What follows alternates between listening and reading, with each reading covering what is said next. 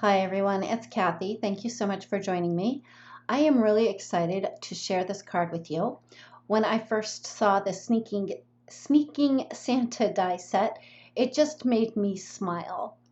I decided to add a whole bunch of extra little details to this card, and that is what I wanted to share most with you today. So I started out with a little bit of the Reindeer texture paste, and I wanted to have a little piece of cardstock that looked like brick, so that my roof had a brick house to sit on top of.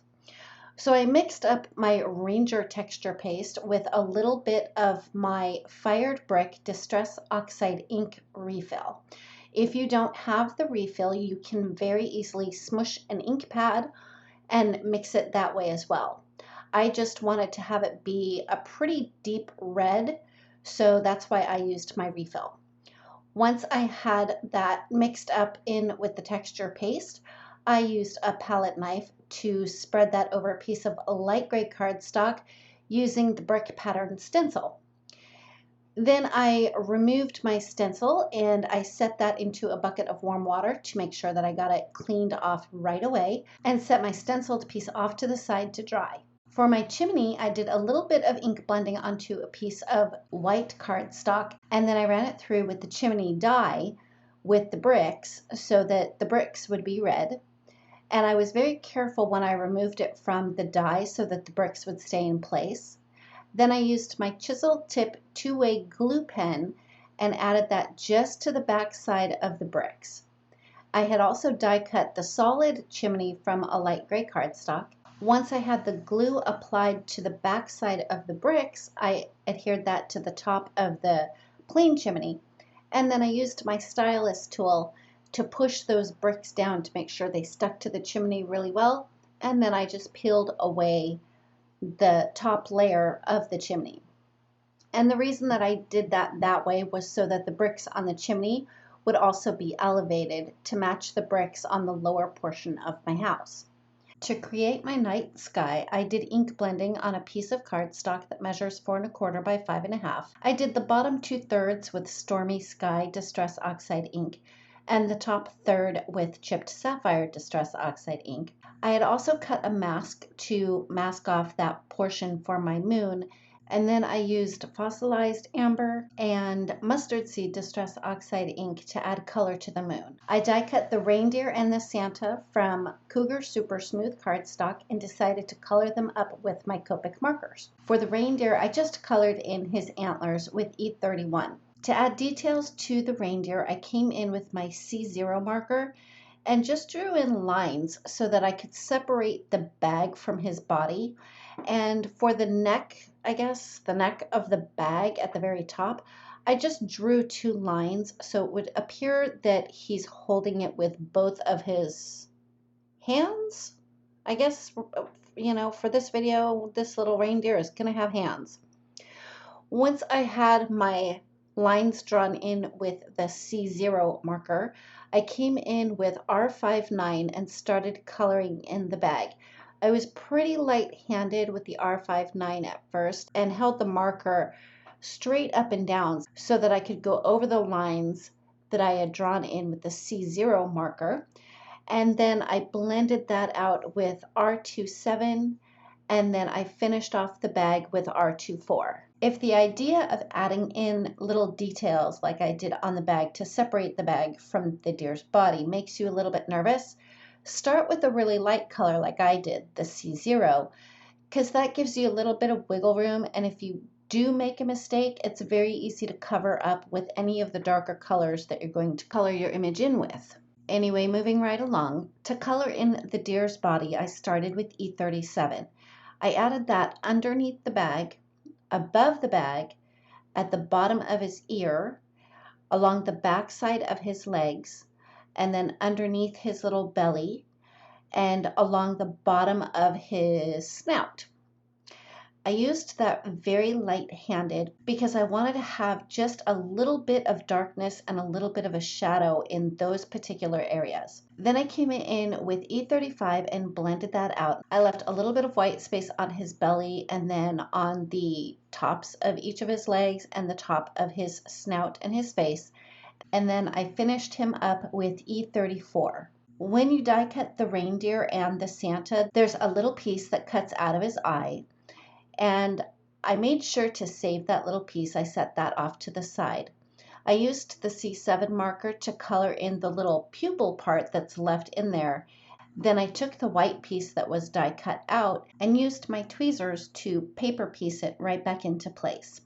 For the Santa, I did the same thing with my C0 marker and used it to outline the areas to create definition, specifically on his hat, around his face, and the cuffs at the bottoms of his sleeves. And really, I just kind of eyeballed this whole thing with Santa. I wasn't trying to be exact. I figured that if I just had a baseline to go by from the C0 marker, that it would make it easier to color in the image. The coloring that I did on the Santa was pretty basic. I started out by coloring in the rim of his hat and his beard. Initially, I started with C3 and added some shading at the outer edges of the white fluffy part of his hat, and then right underneath his hat and underneath his nose. Then I did some just random flick marks on his beard just to add a little bit of texture. Then I came in with C5 because I thought that I needed to have a little bit more separation between his hat and his beard. So I did the line at the very bottom of his hat with the C5 and then added it to the very outer edges and then the very top of the white fluffy part of his hat too. I came back in with the C3 and lightened up the C5 a little bit, left some pretty good white space, and then finished off his hat and his beard with C1. To color in the Santa suit, I used the same reds that I did on the bag that the reindeer is holding. I started out with R59 and added that in the areas where I wanted it to be the darkest. So just above the fuzzy trim on his hat and then underneath his beard, and then kind of just an outline of underneath his arm and then underneath his legs, and at the very bottom of his mittens and below the cuff on his sleeves as well. And then I blended that out with the R27, and I left a little bit of a white space down the diagonal part of his little Santa suit, and I filled that in with R24. After I was done with the coloring, I wanted to add some texture to the fuzzy parts of his hat and the cuffs on his sleeves. So I used my white gel pen and did kind of like a scribbly motion just to brighten up the white, but I didn't totally cover the markers underneath, just to add that extra little bit of dimension. For his eye, I did the same thing with the C7 marker for the pupil part, and then I used my tweezers to paper piece in the white part of his eyes back into place. Next, I think this is probably one of my favorite parts of the card, is I had die cut all the snowy pieces from white cardstock. Then I used glossy accents and did a sort of a thin layer on all of those white pieces. Next, I grabbed the snow in the shape of a roof with my tweezers on the very, very end, and then I dumped some puff embossing powder on top of that, and then I heat set it with my heat tool. The trick in using the puff embossing powder is to use something like the glossy accents underneath it and make sure that your heat tool is nice and hot, and the puff embossing powder will start to bubble, but it adds so much texture and so much fun to the little snowy pieces. So anyway, moving right along, I had cut down the brick stenciled panel to just a small sliver. Bonus, I have extra left over so I can make a couple of more cards. And I adhered that to the very bottom of my background panel that I had done the ink blending on.